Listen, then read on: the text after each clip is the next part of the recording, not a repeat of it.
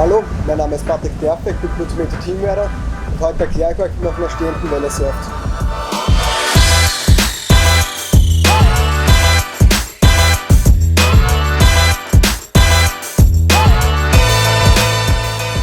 Zuerst ist wichtig, damit man weiß, mit welchem Fuß man vorne steht, ob man gut für der Regular ist.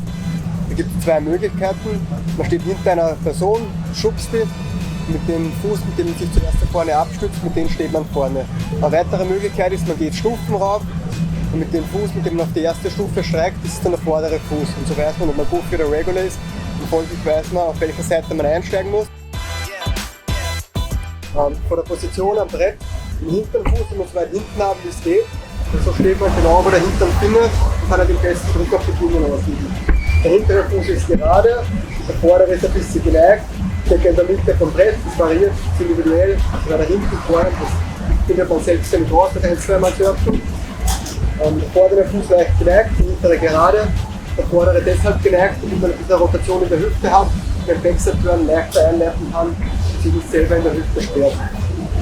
Immer ein bisschen ein X-Bein machen, also die Knie zueinander geben, damit man besseren Druck das Brett ausüben kann.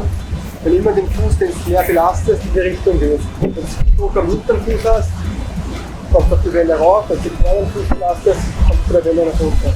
So dann immer ausgleichen, die Balance finden zwischen dem hinteren Fuß und dem vorderen Fuß. So kannst du die Lage, die Position auf der Welle variieren. Also die Leash gehört dann immer am hinteren Fuß, also wenn man Goofy ist am linken Fuß, bei Regular am rechten Fuß. Dann stellt man sich auf die richtige Seite an.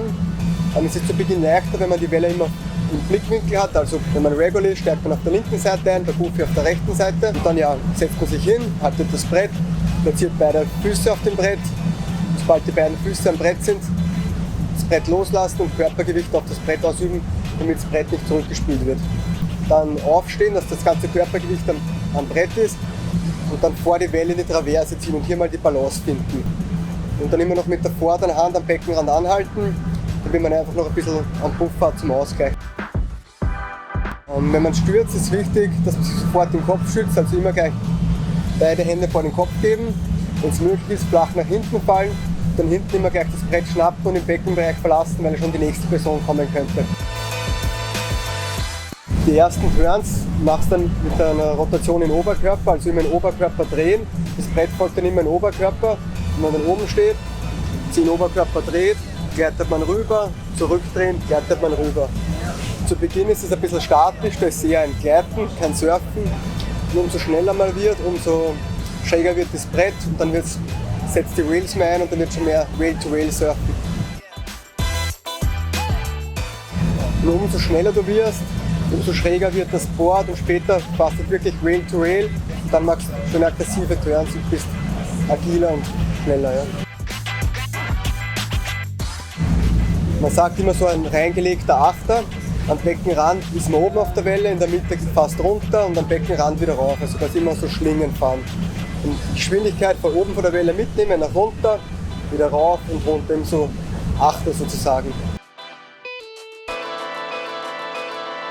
Beim Brett ist wichtig, dass man das Brett immer in den Händen hält, nicht irgendwie am Boden abstellt, weil so kann halt der Tail oder das Fibergas aufcracken und kaputt werden.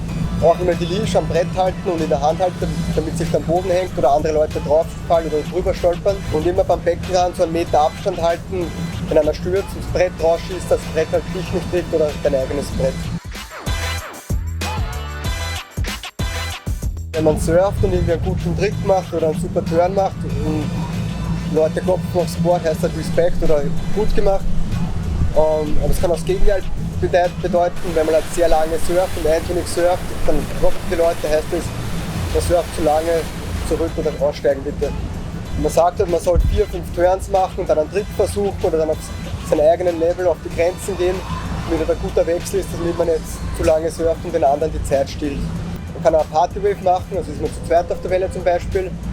Und du musst halt aufpassen, dass du es mit wem machst, der weiß halt auch, wenn du es kennst, was auf dein Level ist. Und dann kannst du halt zu zweit surfen und kreuzen oder synchron fahren. Und jetzt unterhalten wir uns über Surfgear. Für die Beginner haben wir immer Softboards, also weiche Bretter wegen Verletzungsrisiko. Wenn man dann ein gewisses Level erreicht oder mäßig fortgeschritten ist, greift man zu Hardboards. Es gibt verschiedene Aufbauweisen, zum Beispiel hier eine Proxyboard, hat dann einen Verbotsstringer. immer sehr leicht. Oder wie es klassisch ist, ein Polyesterbrett und ein Holzstring in der Mitte.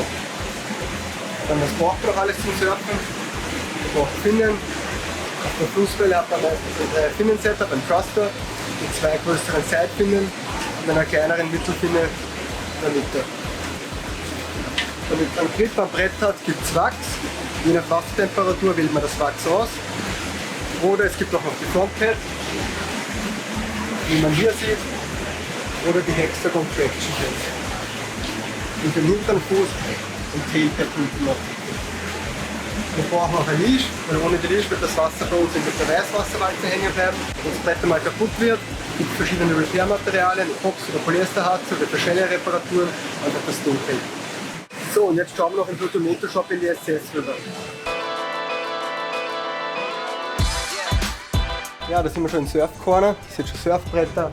Da findet ihr alles Mögliche, was ihr braucht. Von Boardshorts zu Ponchos, Neos, Wachsleashes, Finnen, UV-Shirts. Also alles, was das Herz begehrt. Und alles, was man zum Surfen braucht, findet ihr hier.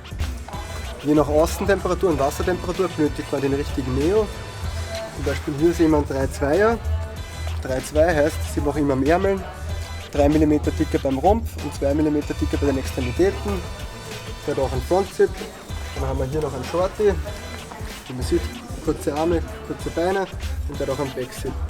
Und genauso gibt es einfach Neo-Tops oder auch einfach UV-Shirts, die gegen die Sonnenstrahlung schützen. Zum Umziehen ist immer ganz kommod ein Poncho zu besitzen, sehr hilfreich. Und auch wenn man am Atlantik ist oder wenn es kalt ist auch ziemlich kosy zum Rein.